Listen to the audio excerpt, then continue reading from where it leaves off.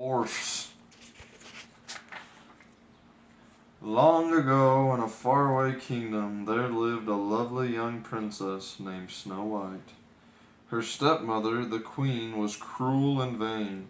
She hated anyone whose beauty rivaled her own, and she watched her stepdaughter with angry, jealous eyes. The queen had magic powers and owned a wondrous mirror that spoke. Every day she stood before it and asked, "Magic mirror on the wall, who is the fairest one of all?"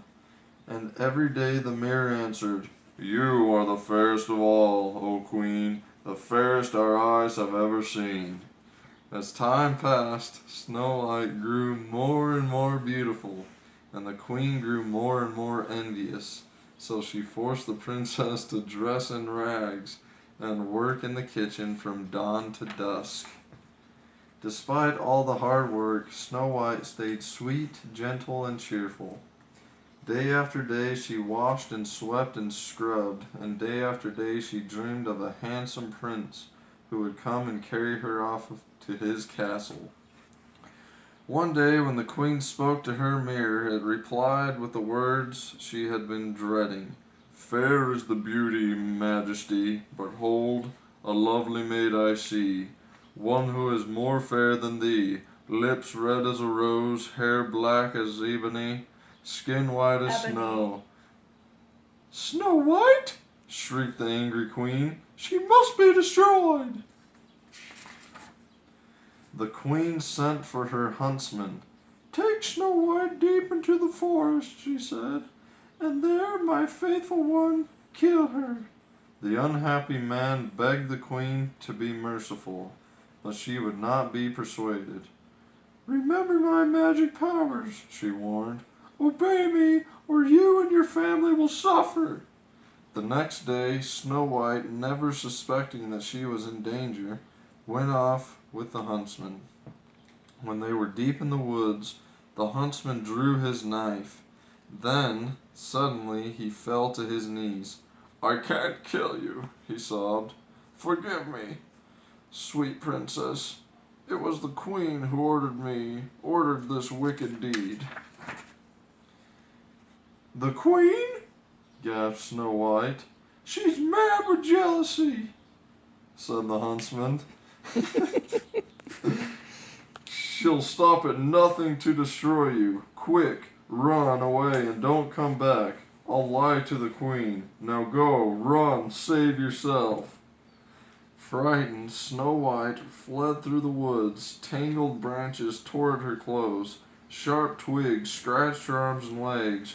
Strange eyes stared from the shadows.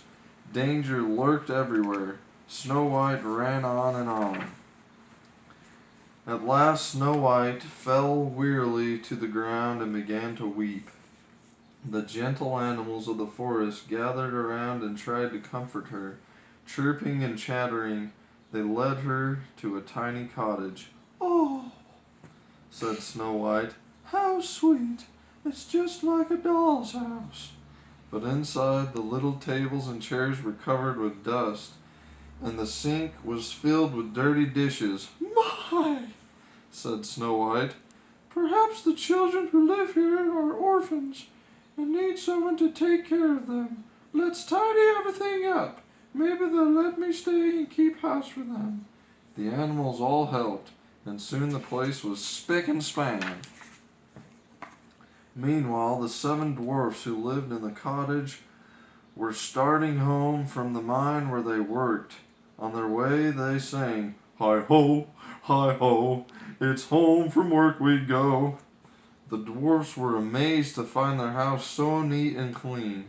They were even more amazed when they tiptoed upstairs and saw Snow White. A sleeping girl, said the dwarf called Doc. "She's purty." "Achoo," said the one named Sneezy. "But beautiful," sighed Bashful. "Bah," said Grumpy. "She's going to be trouble, mark my words." Snow White woke up with a start. "Why, you're not children," she said when she saw the dwarfs. "You're little men." The dwarfs gathered around her. "I read your names on the beds," said Snow White. "Let me guess who you are. You must be Doc, and you must be Bashful. Then there's Sneezy and Sleepy and Happy and Dopey, and you must be Grumpy." When Snow White told the dwarfs of the queen's plan to kill her, they decided that she should stay with them. "We're asking for trouble," huffed Grumpy. "But we can't let her be caught by that wicked queen," said Doc.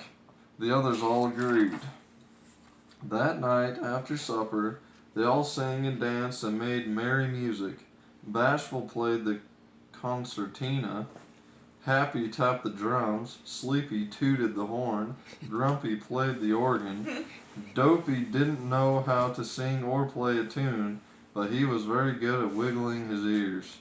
Snow White loved her new friends, and she felt safe at last. But the queen had learned from her mirror that Snow White was still alive. "This time," she hissed, "I'll finish her."